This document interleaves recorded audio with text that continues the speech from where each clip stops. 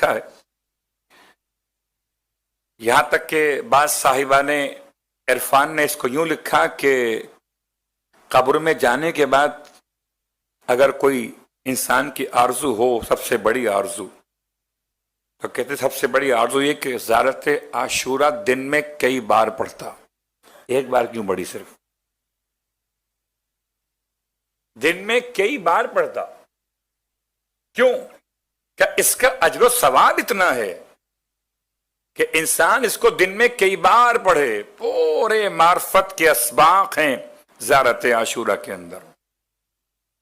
البتہ ایک طریقہ جو ذرا سا کل اعمال عاشورہ انجام دیتے ہوئے شاید آپ نے غور کیا ہو، تو بہت دور کی بات نہیں، کل کی بات ہے۔ آپ میں سے اکثریت نے انشاءاللہ دعائے علقمہ پڑھی ہوگی۔ دعائے علقمہ، دعائے صفوان یا دعائے وداع، تین نام اس دعا کے ہیں۔ اور اگر اس دعا کو آپ نے تلاوت کیا ہو تو اندازہ آپ کو ہوگا کہ اس کے دعا کے آخر میں دو شخصیات سے رخصت طلب کی گئی ہے۔ ایک مولائے کائنات علی ابن ابی طالب علیہ الصلوۃ والسلام،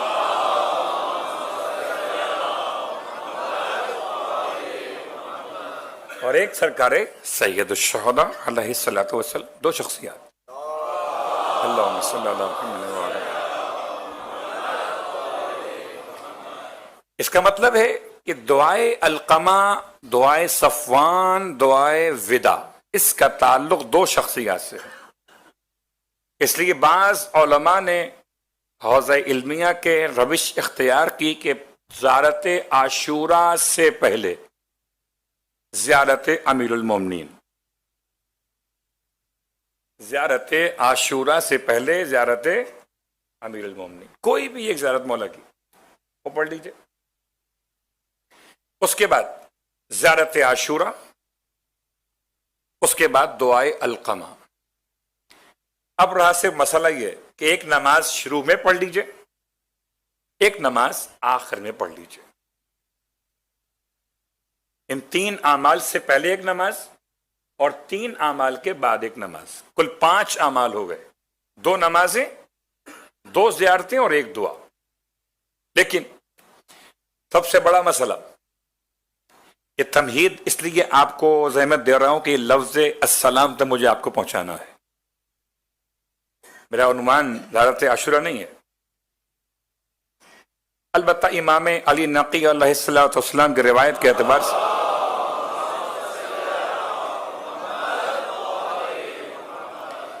زیارت عاشورہ میں جو سلام 100 مرتبہ پڑھنے کا حکم دیا گیا، اس سے پہلے لعن 100 مرتبہ پڑھنے کا حکم دیا گیا۔ لعن ہے اللہم لعن اولا ظالم ظلم حق محمد وآل محمد وآخر تابعین لہو ولا ذالک، اللہم لعن الإصابة التي جہدت الحسین وشایعت وبایعت وطابعت علی قتلہ، اللہم لعنہم جمیعا۔ امام فرماتے ہیں اگر وقت مختصر ہو تو اللہم لعنہم جمیعا کے جملے کی تکرار 100 مرتبہ کرو، بجائے اس پورے لائن کو پڑھنے کے، اللہم لعن اول ظالم سے لے کر اور آخر جملے تک شایعت و بایعت و طابعت، یہ تمام کو چھوڑ کر صرف ایک جملہ، وہ کیا ہے؟ اللہم لعنہم جمیعا۔ اگر تم نے ایسا کیا تو تمہیں پورے جملے کی تلاوت کا ثواب مل جائے گا۔ اللہم لعنہم جمیعا، آسان جملہ، سب کو یاد بھی ہو سکتا ہے۔ کیا ترجمہ کیا ہے؟ پروردگار ان سب پر اللہم لعنہم جمیعا، ان سب پر لعنت کو نازل کر، جمیعا سب پر۔ اب اول کون، آخر کون، شایعت کون، بایعت کون، طابعت کون، کس نے بیعت کی، کس نے پھیلایا خبر کو، کس نے امام کے خلاف لشکر تیار کیے؟ ان سب کو کور کرتے ہوئے اللہم لعنہم جمیعا. بڑا آسان کام ہو گیا، سب پر ایک ساتھ لعنت بھیج دیجئے. چونکہ حکم معصوم ہے، ورنہ میں کہتا کہ لعنت بے شمار. صلوات پڑھے محمد و آل محمد. شمار کرو.